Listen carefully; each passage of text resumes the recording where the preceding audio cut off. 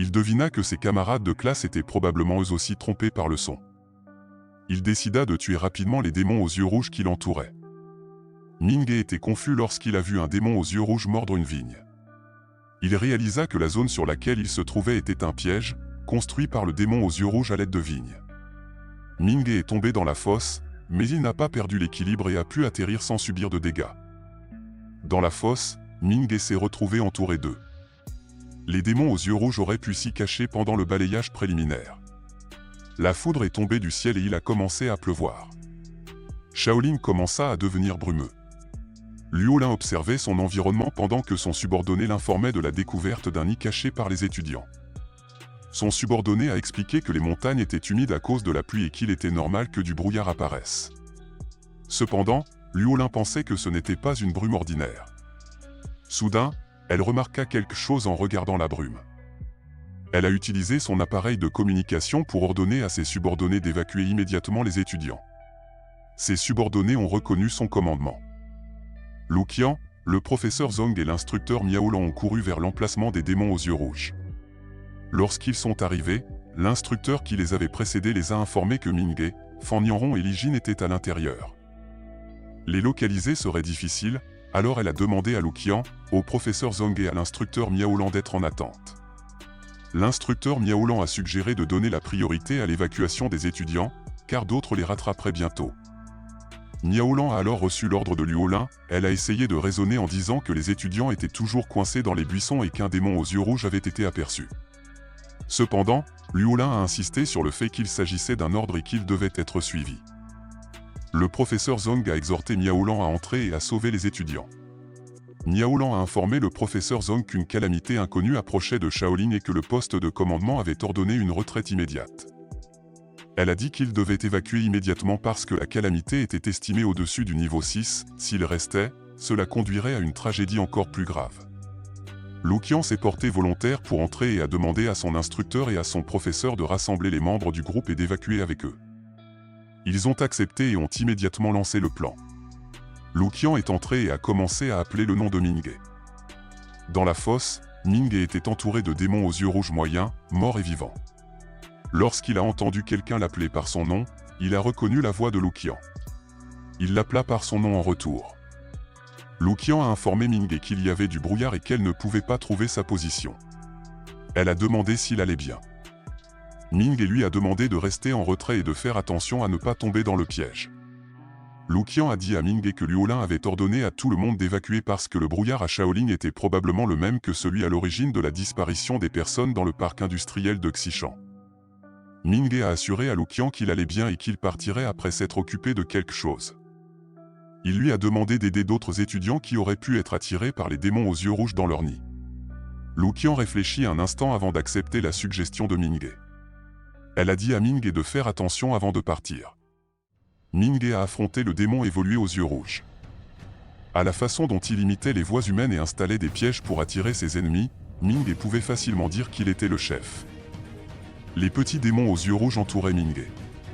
Le démon évolué aux yeux rouges prévoyait d'épuiser l'énergie de Ming en utilisant les plus petits démons aux yeux rouges.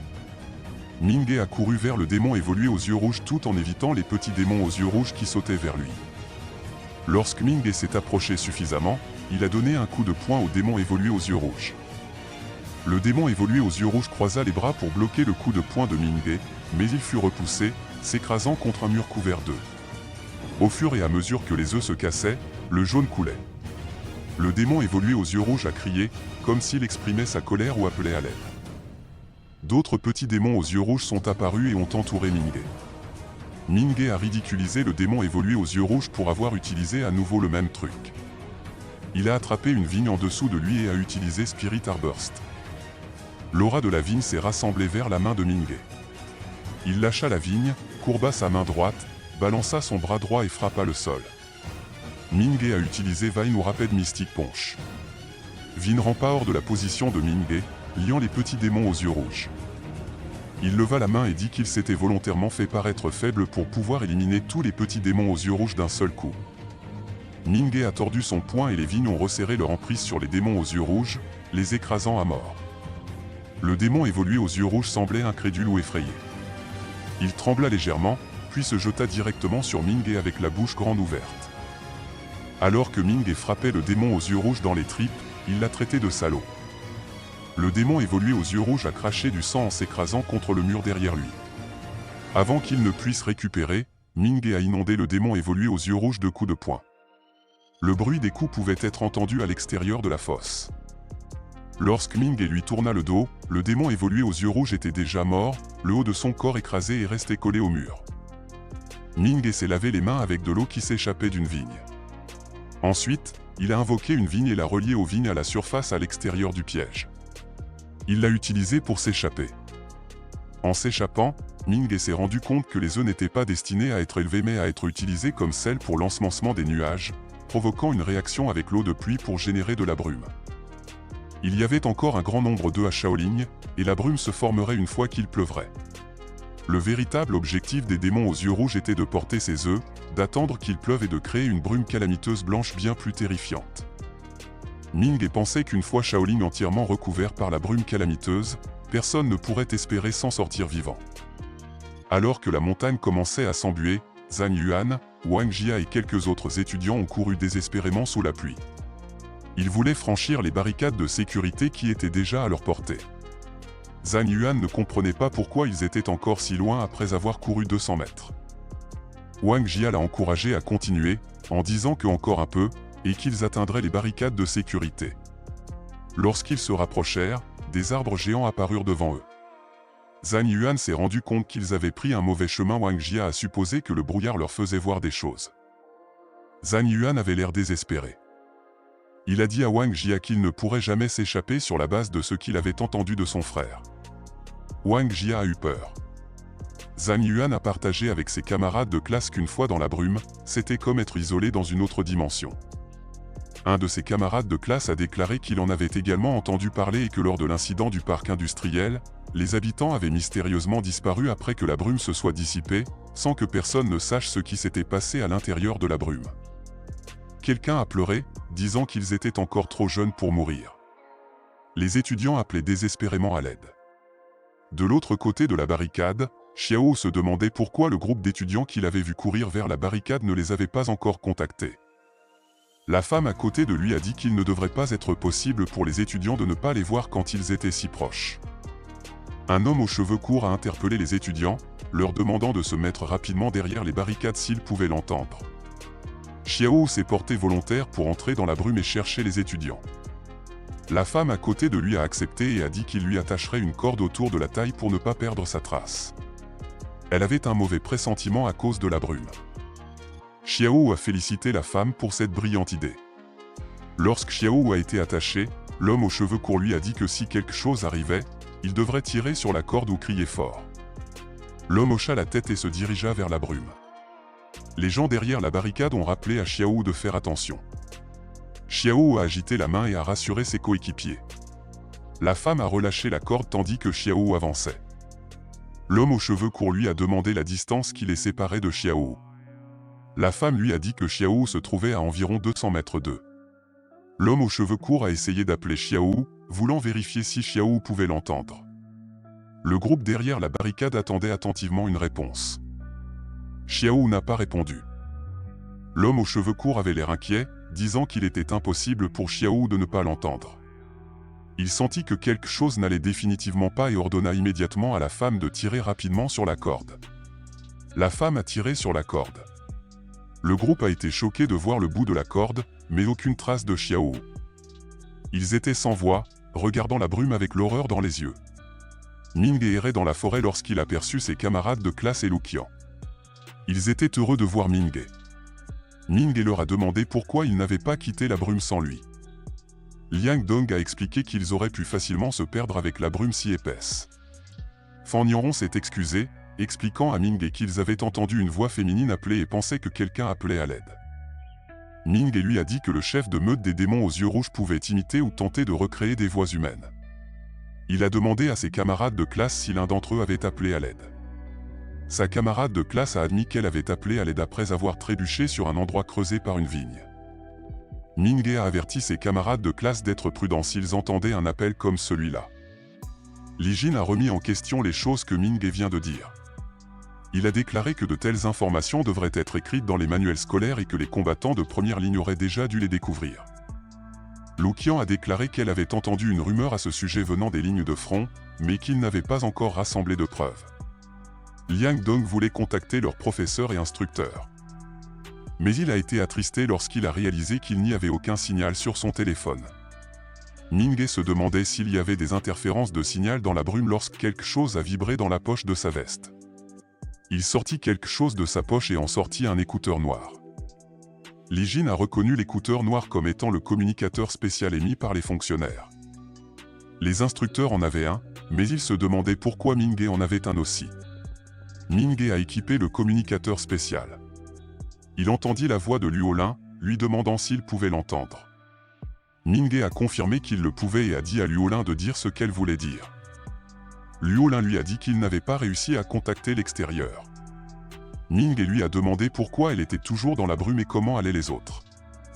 Liu Haulin l'informa qu'elle avait réussi à évacuer la plupart des étudiants, mais que quelques étudiants et professeurs restaient piégés dans la brume. Minghe lui a demandé si elle était volontairement restée sur place, car elle aurait pu facilement sortir, sa station étant située juste à l'extérieur du terrain de camping. Liu Haulin a confirmé qu'elle l'avait fait et a demandé à Minghe de lui faire confiance, disant qu'elle pourrait trouver un moyen de quitter la brume. Minghe voulait confirmer si les autres instructeurs pouvaient également entrer en contact avec eux en utilisant les communicateurs officiels. Liu Haulin a confirmé qu'il le pouvait, mais uniquement dans le domaine couvert de brume.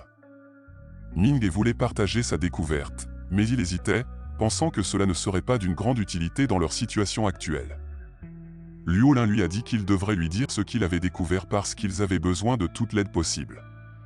Minghe a expliqué à Liu Haulin que la brume calamiteuse blanche était formée par les œufs démoniaques aux yeux rouges. Une fois en contact avec l'eau de pluie, il libérait un type particulier de gaz. Dès que le gaz atteignait une hauteur suffisamment élevée pour entrer en contact avec l'air humide, il générait une énorme quantité de brouillard calamiteux. À partir des informations fournies par Minghe, Liu Haulin a réalisé quelque chose. Elle a dit à Minghe que ce qu'il partageait était une information vitale et que grâce à cela, il y avait un espoir de sortir du brouillard. Minghe lui a demandé de lui dire comment sortir du brouillard. Liu Haulin a informé Minghe qu'il y avait un mille-pattes à motif géant en fuite depuis le centre de recherche en entomologie. Jusqu'à présent, c'était la seule créature capable de traverser la brume. Elle a révélé qu'il le suivait depuis un moment, mais qu'il avait réussi à s'échapper. Selon les chercheurs, les œufs d'insectes semblaient être le régime alimentaire préféré des mille-pattes. Liu Haulin a deviné que le mille-pattes à motif géant s'était nourri d'énormes quantités d'œufs démoniaques et, grâce à cela, avait développé la capacité de traverser la brume en toute sécurité. Minghe a demandé à Liu Haulin s'il devrait aussi commencer à manger les œufs. Liu Haulin lui a dit que ce n'était pas possible. Les œufs étaient toxiques et les organes du mille-pattes aidaient à neutraliser le venin pour faciliter sa digestion. Recueillant des indices là où ils l'avaient vu pour la dernière fois, ils ont déterminé que le mille-pattes se dirigeait vers Shaolin et se cachait probablement dans la brume. Minghe a demandé à Liu Haulin si leur plan était de rechercher le mille-pattes à motif géant et d'espérer pouvoir suivre ses traces pour s'échapper. Liu Haulin a confirmé que sa compréhension du plan était correcte. Minghe était sur le point de commencer l'opération lorsque quelqu'un quelque part dans la brume l'a appelé. D'après la voix et la silhouette de la personne, il devina qu'il s'agissait du professeur Zhong. Liang Dong ouvrit les yeux, ravi de voir le professeur Zhong et les autres étudiants. Il a demandé au professeur Zhong quelle serait la prochaine étape. Le professeur Zhong lui a dit franchement qu'il ne pensait pas qu'il pourrait sortir de cette brume calamiteuse. Même les stations météorologiques n'ont pas pu trouver d'explication aux propriétés sournoises de séparation dimensionnelle de la brume calamiteuse. Liang Dong craignait qu'il ne puisse pas sortir de la terrifiante brume calamiteuse. Le professeur Zhong leur a dit de ne pas placer de grands espoirs dans les renforts extérieurs, car les personnes à l'extérieur de la brume n'avaient aucun moyen de connaître la situation des personnes à l'intérieur. Minghe a informé tout le monde qu'il avait reçu le plan de Liu Haulin et a dit qu'ils pourraient sortir s'ils réfléchissaient ensemble. Lu Qian a confirmé la légitimité des propos de Minghe. Minghe a dit qu'il devrait collecter autant d'œufs que possible avant que quelque chose n'apparaisse dans la brume. Li Jin a demandé de manière agressive à Minghe à quoi cela servirait de collecter des œufs dans leur situation actuelle. Une étudiante a ajouté que les crédits supplémentaires n'étaient rien s'ils ne pouvaient pas s'en sortir vivants. Minghe a précisé que les œufs seraient utilisés comme appât pour attirer une créature spécifique, ce qui était la seule chose qui pourrait tous les faire sortir. Minghe a ensuite décrit son opération. Le professeur Zhong a convenu que le plan de Minghe avait du sens. C'était leur seul moyen de survivre. Ils avaient peut-être peur, mais ils ne pouvaient pas abandonner comme ça. Tout le monde a repris espoir. Malgré leur situation sombre, ils pouvaient voir un peu d'espoir. Minghe a ordonné à l'équipe de se séparer. Il a demandé à Lu Qian et à l'instructeur Zhong de regrouper les étudiants piégés au milieu de la brume et de les rassembler aux limites du terrain de camping. Minghe a demandé à Li Jin d'aller avec Fan Nianron et de rechercher des œufs démoniaques car il avait la meilleure compréhension de la répartition des nids démoniaques. Minghe a souligné que plus ils pouvaient obtenir d'eux, plus ils avaient de chances d'attirer le mille-pattes géant. Le professeur Zhong a interrogé Minghe sur sa tâche. Minghe lui a dit qu'il s'occuperait de quelque chose qui se cachait dans la brume. Liang Dong a immédiatement regardé autour de lui, suppliant Minghe de ne pas effrayer les gens alors qu'il tremblait déjà. Fan Nianron était d'accord avec les paroles de Minghe. Elle se souvenait que le train qu'elle avait pris pour se rendre à l'école s'était arrêté aux frontières de la brume, et au moment où ils avaient rencontré un monstre, quelqu'un avait été tué.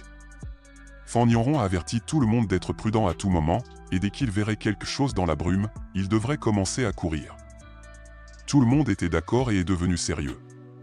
Lu Qian et le professeur Zhong ont commencé à chercher des étudiants. Ils ont parcouru les zones qu'ils n'avaient pas encore fouillées, dans l'espoir de retrouver les étudiants perdus. Fan Nianron et Li Jin ont dirigé un groupe d'étudiants pour trouver des œufs démoniaques. Ils sont restés en groupe pour réduire leurs chances de se perdre. Li Jin a souligné les zones où il était le plus susceptible de trouver des œufs démoniaques. Chacun était concentré sur ses tâches respectives. Minghe a couru à travers la brume. Il avait l'air concentré, comme s'il faisait face à un ennemi redoutable. Luo Lin a déclaré qu'elle avait ouvert les canaux de communication. Elle a demandé une réponse à toutes les unités de combat. Les instructeurs d'équipe Zhu Kui, Qinghe, Miao Lan, Jing Xing, Fan Qin, Gomin et Dragon Tot Minghe ont répondu, attendant les ordres de Luo Lin. Minghe a glissé sur une colline en répondant à l'appel de Luo Lin. L'instructeur d'équipe Miao Lan sautait sur une branche d'arbre lorsqu'elle entendit la réponse de Minghe. Elle s'arrêta un instant et se demanda pourquoi le nom Minghe lui semblait familier. Elle se souvient que pendant la promenade matinale, un étudiant nommé Minghe avait terminé la promenade sans transpirer. Pendant ce temps, Luo Lin a obtenu l'autorisation d'utiliser la carte de répartition des mutants. Elle a informé les unités de combat qu'elle signalerait les activités des mutants dans un rayon de 3 km à l'intérieur de la brume. Lorsqu'elle a ouvert la carte de répartition des mutants, elle a été choquée de voir qu'il n'y avait aucun signe de mutant dans la brume. Minghe sentit que quelque chose n'allait pas et demanda à Luo Lin ce qui s'était passé. Soudain, sur la carte, des points jaunes indiquant des mutants nés de la brume sont apparus dans la basse vallée, le cours supérieur et le sommet. Luo Lin était confus, elle était certaine qu'auparavant, il n'y avait aucun signal dans un rayon de 3 km. Et elle était sûre qu'une créature capable de se déplacer aussi vite n'existait pas. Minghe lui a demandé de quelle direction venaient les mutants nés de la brume. Luo Lin a dit à Minghe qu'ils ne venaient de nulle part mais qu'ils étaient juste apparus de nulle part. Elle a été alarmée par ce qu'elle a vu sur la carte. Elle a immédiatement demandé à Fan Qin de conserver son poste. Et l'informa qu'une énorme bête calamité était près d'elle. Luo Lin a ordonné à Fan Qin de quitter la zone immédiatement. Fan Qin courait lorsqu'elle a remarqué une énorme silhouette d'araignée à côté d'elle. Elle serra les dents en regardant en arrière et vit une araignée dont le corps ressemblait à un crâne humain. Elle a immédiatement lancé des shurikens vers l'araignée géante. Les shurikens semblaient vifs alors qu'ils volaient vers la bête araignée calamité. Mais à la déception de Fan Qin, la bête de calamité araignée a facilement bloqué les shurikens avec ses pattes. Elle réalisa que combattre seule la bête calamité araignée était inutile. La bête araignée calamité ouvrit la gueule et chargea vers Fan Qin. Fan Qin s'est rapidement éloigné et a dit à Luo Lin que son analyse était exacte. Que les mutants nés de la brume étaient apparus de nulle part. En courant, elle a spéculé qu'il pourrait y avoir une sorte de portail caché dans la brume. Luo Lin a demandé à Fan Qin de continuer à courir à la lisière de la forêt. Et qu'elle avait appelé Zhu Kui en renfort. En dehors de la forêt se trouve le camping. Le nom du mutant qui la poursuivait était répertorié comme étant Spider Formation, une bête calamité de rang seigneurial. Elle savait que l'araignée était hors de sa ligue. Luo Lin lui a dit à plusieurs reprises de courir à la lisière de la forêt. Après avoir réalisé que Fan Qin courait dans la mauvaise direction. Fan Qin a malheureusement fait ses adieux à tous les membres de l'unité de combat. Luolin a eu des sueurs froides en appelant le nom de Fankin. Elle regarda sur la carte le grand cercle rouge se rapprocher du cercle bleu jusqu'à ce que le cercle bleu disparaisse.